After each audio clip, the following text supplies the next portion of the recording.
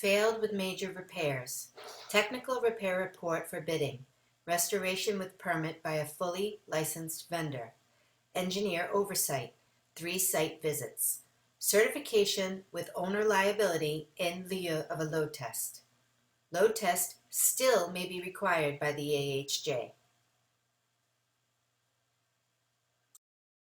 Okay, this is Fire Escape Engineers. We are at 43rd Street, and we have 3 steps here, and you have your posts.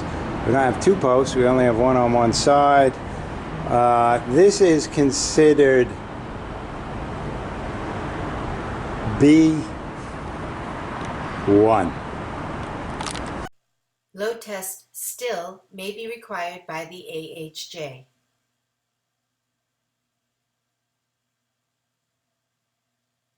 Failed with major repairs.